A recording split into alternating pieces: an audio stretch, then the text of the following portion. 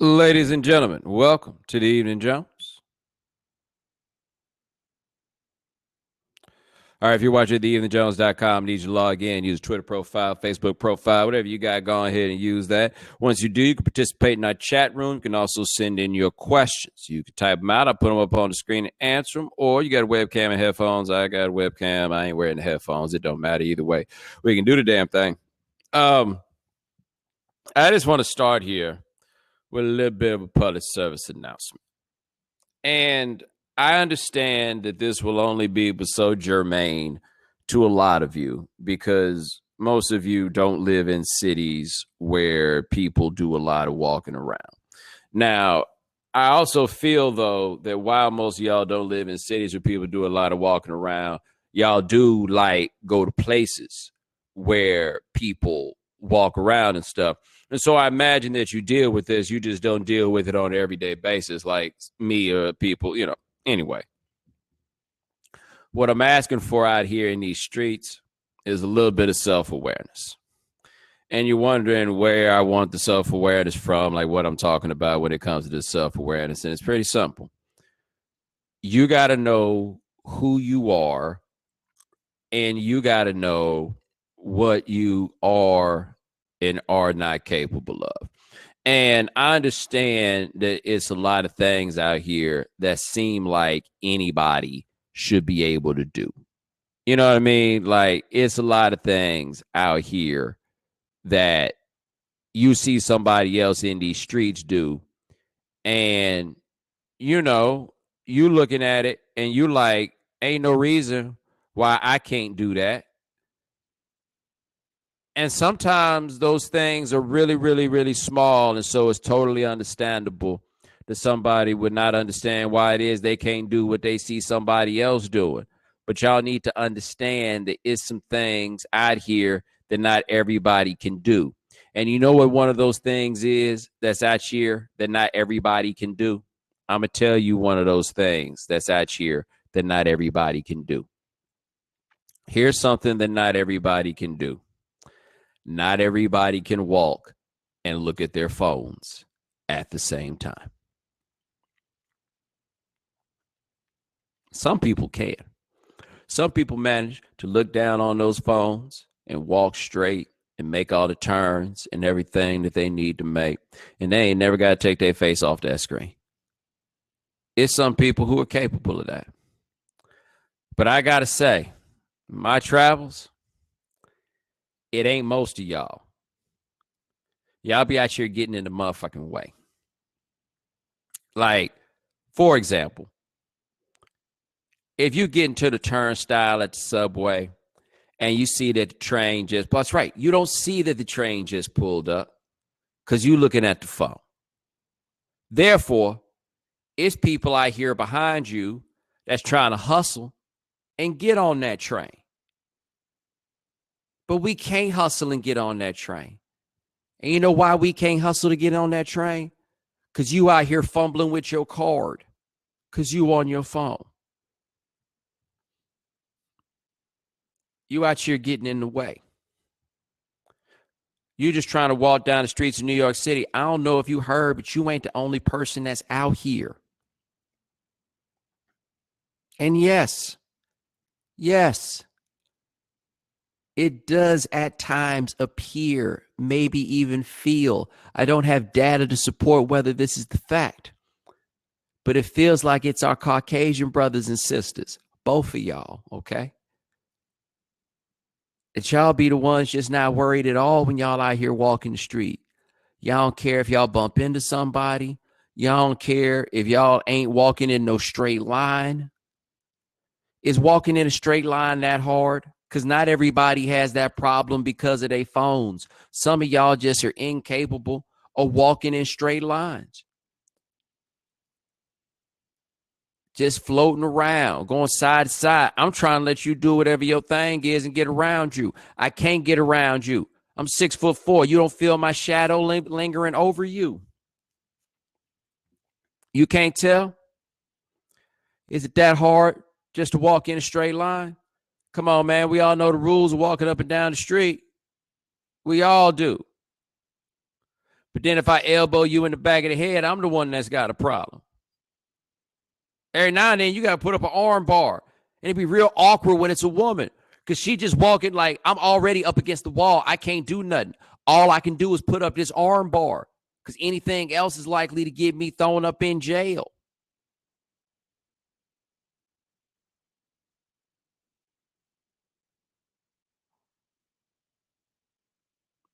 Yeah, man. How about y'all watch where y'all going? Anyway, let us move on to your questions. They mad as hell at Jussie Smollett, huh? Hey, man, I'm trying to remember where I was. I was doing something. Oh, okay. I was right. I was doing the right time when that Jussie news came across. And so the news came across that Jussie and Cook County had come to some arrangement, or it appeared to be some arrangement. He was going to forfeit his bail. They were going to drop the charges, and then the evidence got sealed. And I was really disappointed about this because I have no idea what's going on here. None whatsoever. And I would kind of like to know what is going on here. None of us have any idea what is going on here. We are in a position where we can deduce a lot of things, but none of us really have any idea what is going on. But that ain't stopping y'all now, is it? Cats is out here talking about this with a level of whatever that is just mind-blowing, considering the fact that we have no idea what is going on here. Now, this is one thing I can tell you. In general, people in political or bureaucratic positions are not taking the play that angers the police force. There has to be one hell of a reason for the state's attorney to decide to not even take up a fight with the cops, but just lay the law down. I don't know who made the mistake or whatever it is, right? But something happened that the state's attorney does not want out here. That's the only reasonable conclusion that I can draw from this. I cannot draw the conclusion that this dude did not do what he was accused of. I cannot draw the conclusion that he did do what he was accused of. I can tell you one conclusion I can draw, boy.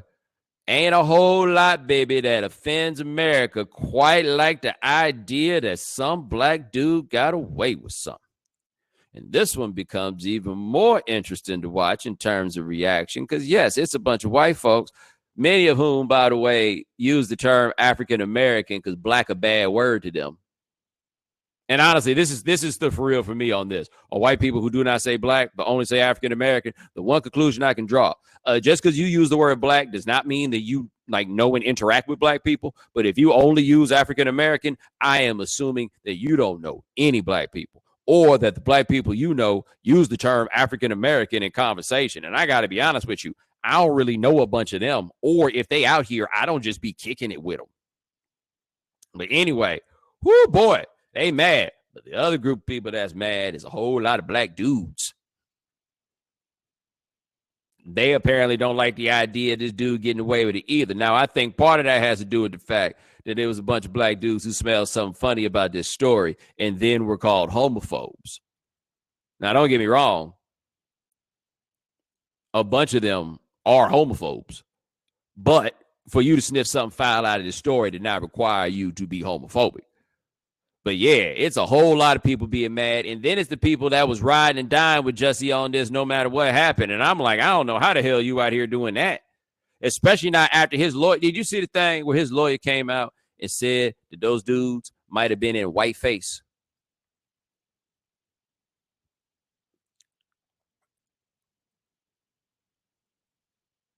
The lawyer said that the dudes might have been in whiteface. maybe my memory's bad, right? Let me go look these dudes up again as we speak. I am looking up Jussie Smollett, Nigerian brothers. Because I want to make sure that the memory I have in my mind of them is in line with what I'm about to say. Okay, yeah. Here's the picture of these dudes. Okay. Let me tell you something, bruh.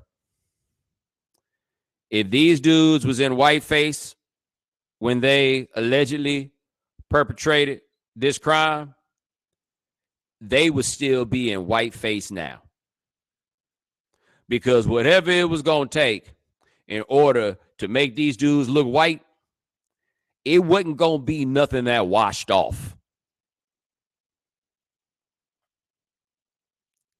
Like if you was going to make these cats white, it was going to have to stay for a long, long time. Yeah. Like you couldn't just take them dudes and make them into Teddy Perkins. No. That'll take some work. Nah, that ain't happening. And so when you got people out here saying ridiculous things like that, or at least things that appear to be ridiculous, like we all out here like, I don't know. I just don't know why it's so hard for people to be like, hey, I don't know, and then just keep it moving. I got no idea, man. You got cats out here. I saw people talking about it's black privilege. I saw people talking about it's gay privilege. What? And it's interesting because it seems that like the What About Chicago crowd now believes that if you're a black person, that you then, or maybe it's just if you're black and gay, I don't know. But if you're a black person, that you then receive like some sort of preferential treatment in Chicago. And I'm like, yo, they had a secret jail in Chicago, like an off the grid joint. Who's getting the preferential treatment? Like, who's in there? Like, is that a bunch of white dudes? Because I feel like if it was, they'd shut that thing down long before. Now we got the guy talking about, can it just be wealth privilege? Dog, why do you think Jussie Smollett is wealthy? Like, this is a serious question. What do you guys think is wealthy? I really want to see what comes up in the chat here with what you guys think is wealthy. Like the kind of wealth that is swaying the state, the criminal justice system. Like what kind of wealth do you think this cat has? What you think being worth? Somebody put in here $10 million. Where the hell did Jussie Smollett get $10 million from?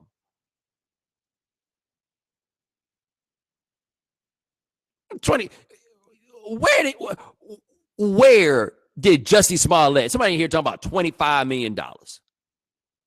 This cat's out here, wealth was the wrong word. I just mean a man with means more than the average brother. Dog, for what you were talking about, more than the average brother isn't enough. Like the way your wealth is really affording you privilege with the criminal justice system, just the money itself is with the quality of lawyer that you could afford to hire. That's what's getting it done with your money in that case is the lawyer that you got. Like, what you think? You think that Jussie Smollett walks in the courthouse and is like, excuse me, put me in the wealthy people line. I have more means than the average brother. Put me in the rich people line. Okay. Now that he over there, what do you think happens? Like, serious question. You telling me that the dude who got indicted for 16 felony counts, where was his wealth privilege when that happened? When they walked into a grand jury to get his ass, where was his wealth privilege when that happened? And my man Keenan Cool, he's been following for a while if he's a dude that I think he is. But I want to be clear.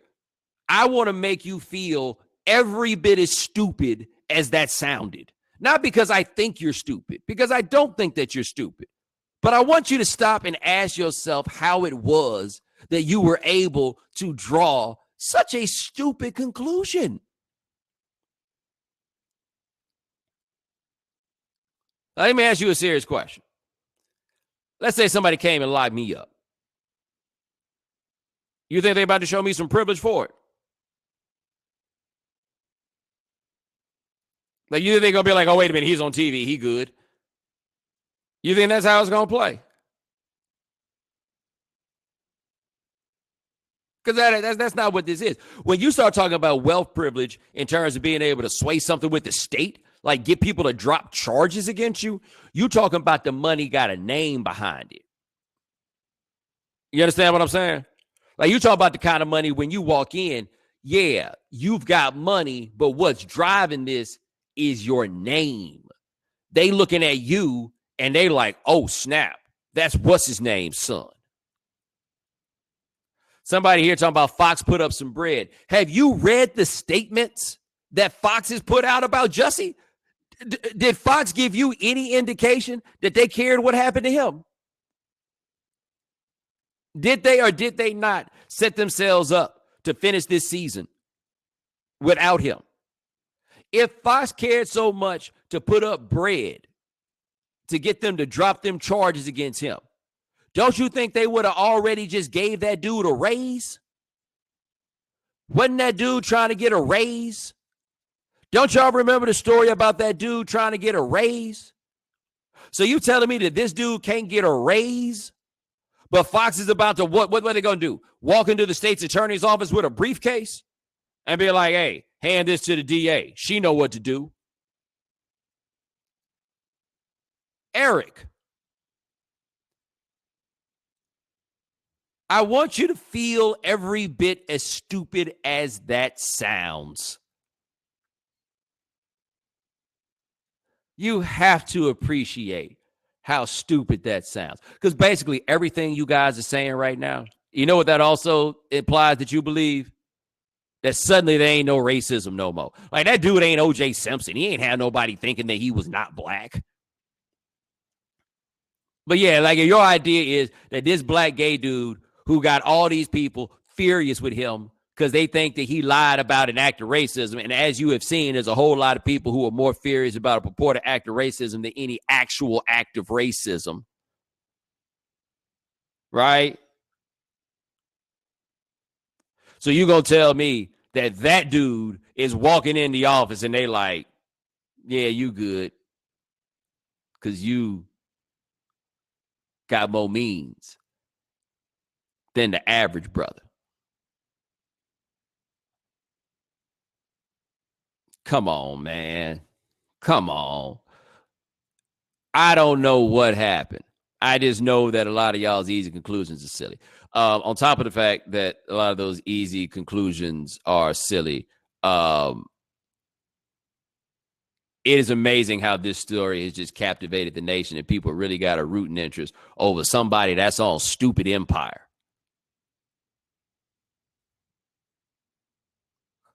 Wow. Appreciate the question. Let me see what else we got here.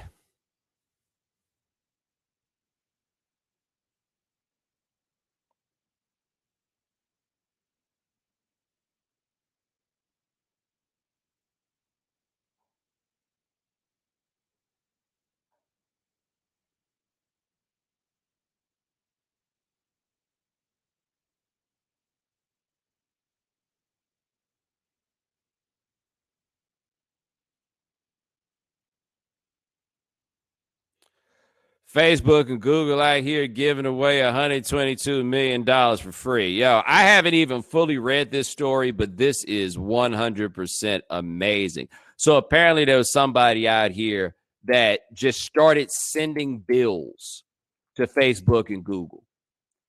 And apparently Facebook and Google, at the very least, they pay back bills, man. Because this dude got $122 million from them. Yes. I'm going to read some of this to you. I just got a hold of it. It's this cat in Lithuania.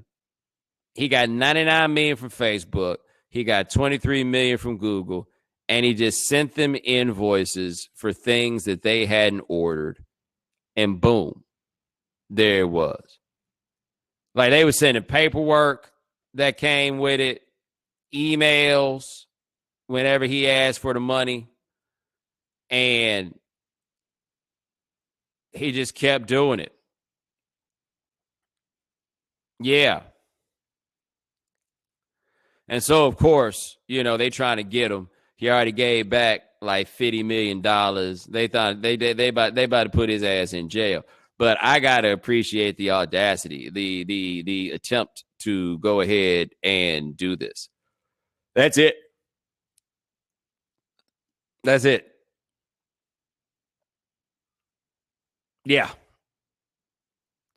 And I really don't typically say this in many situations because, things happen. Everybody comes up with stuff, whatever it is. But this is one of the very few times that I have legitimately looked at this and been like, yo, why didn't I think of that? Like, who knew something so simple could be so brilliant? Man, David says Avenatti should have just sent Nike a bill. That's exactly what it is. He should have just sent him a bill. Like, you realize how many people are like, I'm kind of jokingly saying, why didn't I think of this first? But people that's out here who live that scam life, I assure you,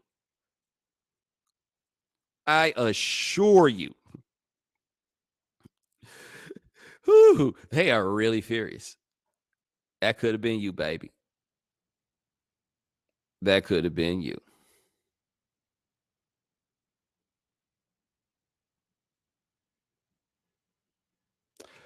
Appreciate the question. Let's see what the next one is. Do you find the comparison of Cardi B and Bill Cosby to be accurate? Seems like survival versus exploitation. Personally, I will say that I have gone out of my way not to actually keep up too much with this Cardi B thing. So I'm going to ask these questions to y'all in the chat room, kind of direct me and make sure that I got a handle on this properly.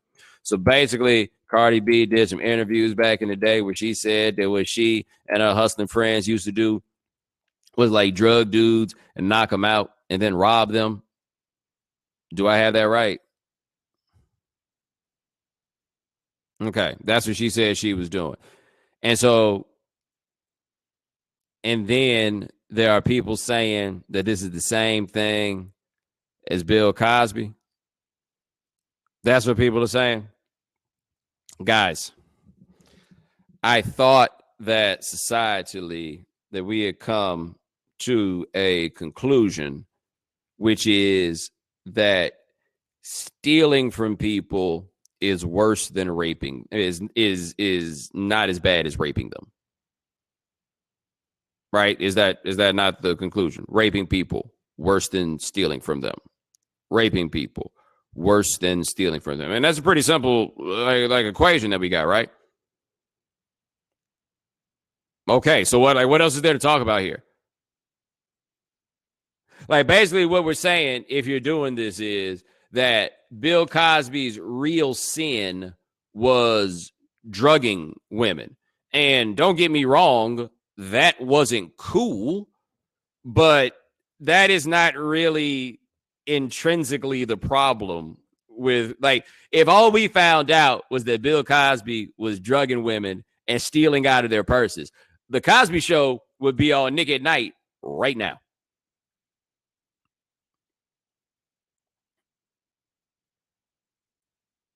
Am I wrong here? Like, if all Bill Cosby was doing was drugging them and stealing from them, like, all right, I don't want to center myself. And this is a small thing. It's a very, very, very, very, very small thing. But I do want to mention this.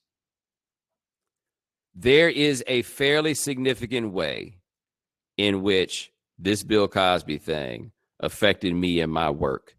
And that was my favorite sound drop to use was, "That's the dumbest thing I ever heard in my life. No wonder you get D's in everything." Can't use it no more. Can't use it no more.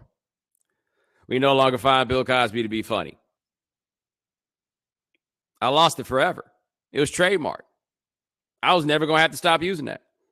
Like I don't have a lot of things that I use forever. You'll notice like I get on something and then I move on to something else, right? Can't use that one no more. Right? Bill Cosby took that. I mean, it's gone. I ain't gonna say he took it. I mean, come on now, but it's gone. It's out. It's out the way. I'd love to have it back. And if all Bill Cosby was doing was stealing out of their purses after he drugged them, please believe,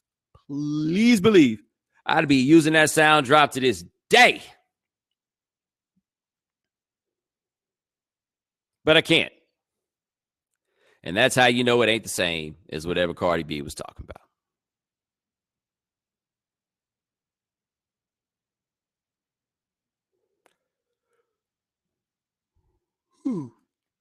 Appreciate the question.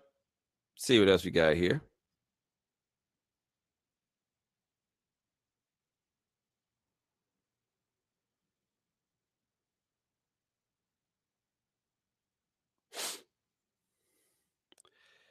Yeah, guys, we're going to need some more questions.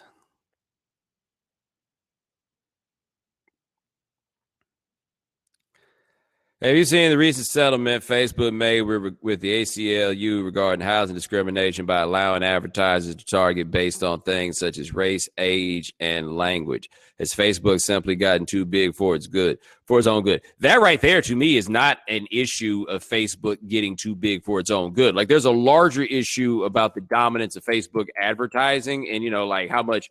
Like, this thing with Amazon too, like how much on the backside of the internet that these companies operate in. But this is just business as usual. Like, this is the thing when people talk about like the Voting Rights Act and when they scaled it back, and the idea was that, okay, basically white folks done got better, everything's cool now, you ain't got to worry about this no more. Like I remember after they started putting affirmative action in a lot of these schools, that basically the black populations at these schools went back to what they were before. Like if the idea was simply that people had learned their lesson, no, they have not. This isn't how it works. And so I am not surprised that this is how Facebook has worked with its advertising, because I imagine that the people who are advertising these, and the story, if you hadn't seen it, was that basically with these Facebook ads, they're able to make them so specific in whom they want to see the ads. And so for houses, race, and race is one thing, other variables obviously, but race was used to determine who got to see the ad in the first place. And that just sounds pretty old school to me. Like, that ain't about size. Now, what I need to look at the paperwork with, if that's out and need to see, is, was that at the behest of the advertiser? Because if that's at the behest of the advertiser, like, it's messed up that Facebook is doing it. But the real story is this coming out of the source. Like, Facebook is just manifesting what is requested by the people selling homes, which should be there to let you know how rampant housing discrimination remains, in spite of how much we know about what a big deal housing discrimination is.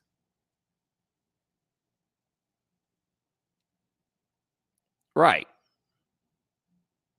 And it's funny too, because I wonder, like, do they have, is there a switch in there to say that, like, you can show it to black people if the black people got a lot of money? Because, like, I feel like if I'm like Bomani Jones out here looking for a house, hey man, I can come in there and drop some bread on you. I got the down payment, baby. Why don't y'all want me to come?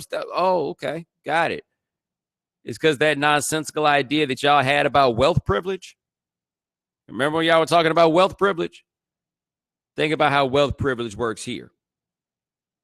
You make all the money in the world, but if you speak Spanish, then what?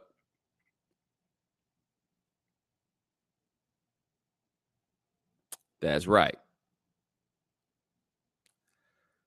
Appreciate the question. See what else we got here.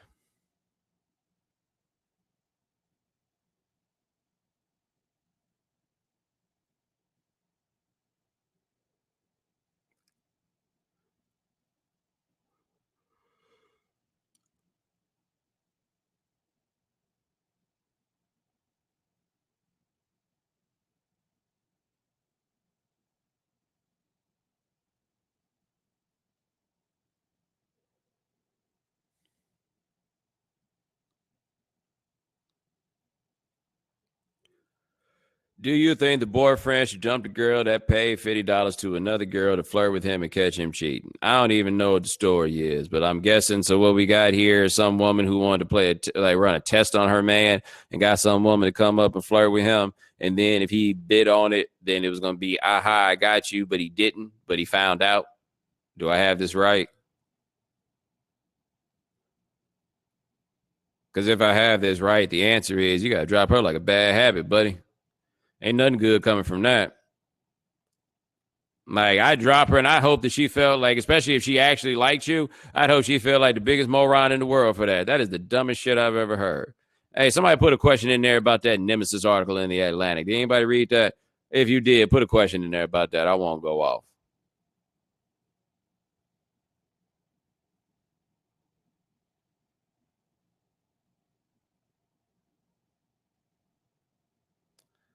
All right, guys, I'm making it really easy for you. All you got to do is put it in here.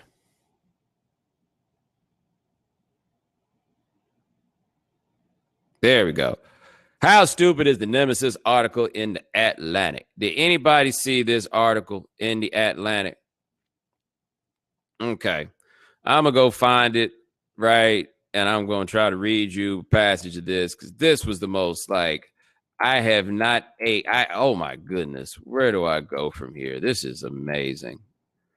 Like, and I just want to know if it's this bad for people. So basically, the idea is that people are on the internet creating. Like, here's the title: How and all. Get yourself a nemesis. There's a benefit to keeping your internet friends close and your internet adversaries closer. And so it starts with apparently Roxanne Gay has all these people that she deems as being like her nemesis. It says here she tweeted in 2013.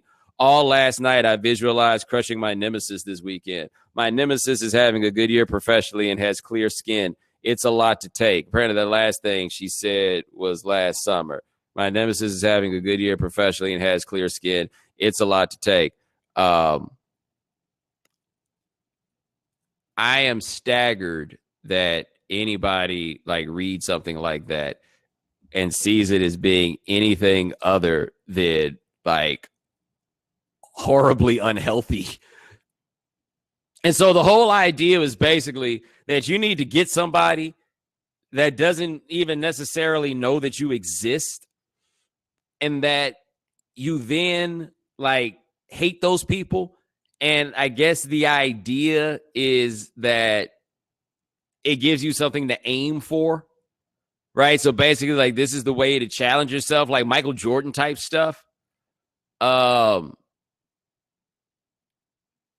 And I just find this to be crazy. Like, this is what the author of the piece wrote here. She says, 2 weeks ago, I selected a male journalist notorious for his relentless work ethic to be my nemesis. People kept mentioning his writing to me, and I suddenly felt the overwhelming desire to outdo him. Even a member of my own family, who will remain nameless to save this person some embarrassment, wonder whether I'd ever achieve as much as he has. Ever since, I've noticed myself working harder and putting in longer hours. Seeing my nemesis up at 7 a.m. on Twitter has made me more attentive in the morning. I've agreed to squeeze in more media appearances to talk about my work. Even though I might never reach his level of success, mentally competing against him has pushed me to do better.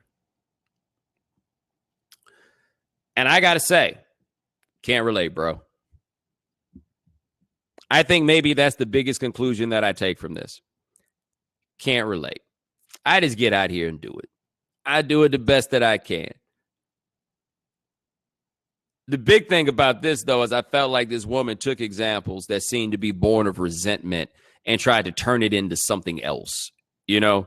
But I am myself not a big fan of the idea of being fixated on somebody that don't give a damn about me, somebody who ain't spending a moment thinking about me. Like, what you getting out of that? For who? For what? And then, look, after you outdo that person or whatever it is, then what? Like, I can tell you this. This is one thing I feel pretty confident about saying in life. If your goal is only to beat somebody else, you will never be happy with it because it ain't never got nothing to do specifically with you. Everything you're doing is based on some level of relativity, and you'll never win like that. Like, you got to be happy with yourself and the stuff that you're doing. If you can't find it within you, you ain't got no chance. And yes, Eric, it sounds like hating. That's what it is. Like, I read that story, and I feel like there's probably two kinds of people. People who read that Nemesis story and who was out here like, yeah, I need to give me somebody like that. or people who read that story and found out why. Even if not before this, after this, I'm going to have a whole lot of strangers who spend way too much time thinking about me. Like, I read that from the standpoint of being an unwitting nemesis, because I was like, wow, I probably do got a whole lot of people that's looking at me like that. And I wish them the best, because chances are they ain't got shit on me. Like, in all likelihood, those people who are looking at me like that are never going to catch up. And I feel bad for them on that. Like, I honestly and sincerely do. Like, if you're looking at me and you just keep aiming the gun and you're like, oh, he's doing this, it's going to make me get what I want. Baby, them Whoppers might be tender as hell when they come off the grill. But I'm just telling you right now, you're probably not going to get here. And even if you get here, you can get here and you can get past here. And I'm not necessarily the like most holly jolly happiest motherfucker in the world, but I am sure I will be happier than you. Like, I am positive. I don't think there's ever been, like, how many times has there ever been where there's getting some person that's just been so totally fixated on trying to beat somebody that was up over them that in the end, once they got there, A, they were satisfied with it, or B, the person they were competing against actually cared in the way that that first person did. I'm going to tell you a true story, all right? Because I'm just like generally not wired toward vengeance and stuff like that, but whatever. But I'm going to tell you a true story. So after I got let go at the radio station in Raleigh, what happened was the radio station I worked for got sold to another company. The other company did not hire me, right? I believed that they should have. You know. Anyway, after this happens, I guess it's about a year after this goes down, Around the Horn calls and they asked me what studio I would like to go to, and they gave me a couple of options. And I chose a studio that I knew was next to the offices of the place that did not hire me. I wanted them to see me walking in there, going to do TV. Guys, would you like to guess why that studio was right near the place? Do you want to know why that studio was right near the place that didn't hire me? Just take a guess. Just take a guess. That's right. Because they owned it.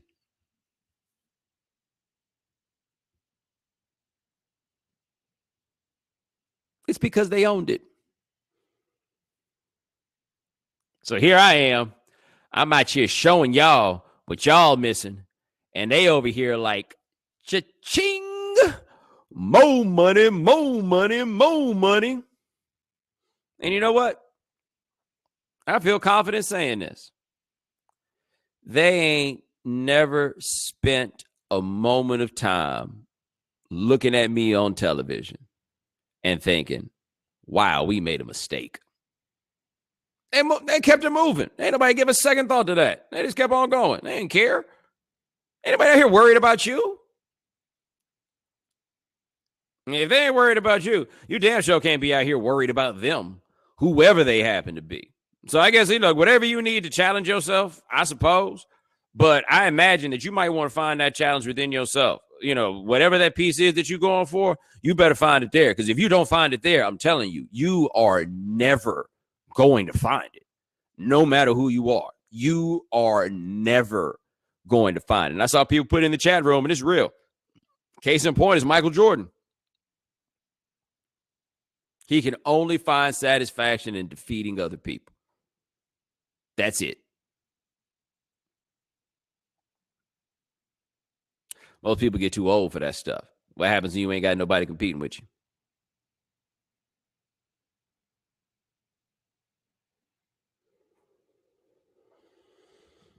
Appreciate the question. Let's see what else we got here.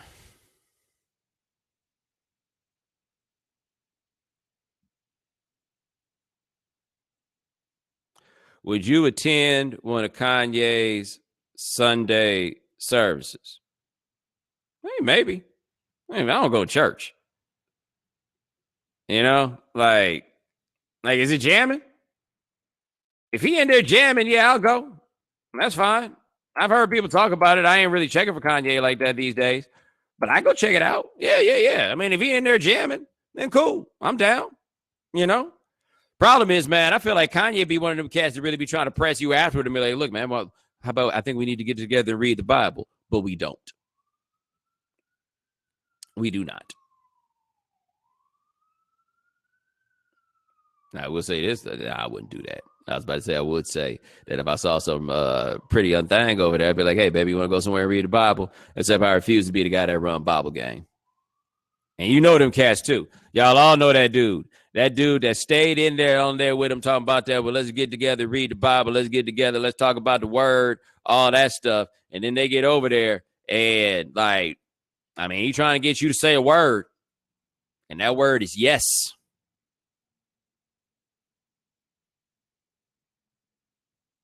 Y'all know that dude. Some of y'all is that dude. Tell me I'm lying.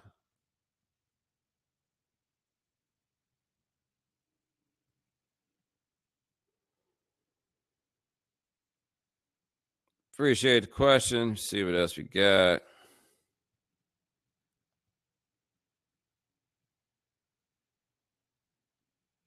Dude said that's tried and true. It is the triedest and the truest. Kid said, my dad used to say there's a special place in hell for men who Bible Mac. And yeah, is Bible Mac and Dirty Mac? I mean, I guess it is. He just talking about common interests. That's all it is.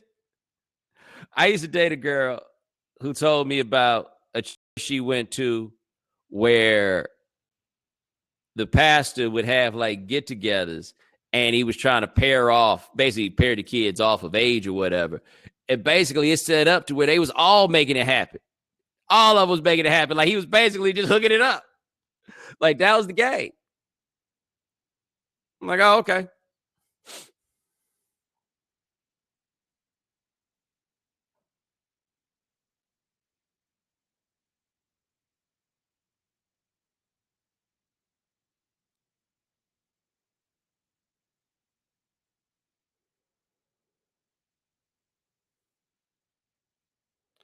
Wow, you know what? We're running low on things I feel like answering, and we've already been doing this for 40 minutes.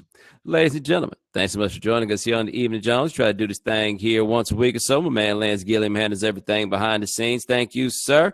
Remember, if you can't catch the Evening Jones live, subscribe to the podcast. Subscribe at the iTunes Store. Subscribe at Stitcher Radio. Check us out at SoundCloud. We are also at the Google Play Store.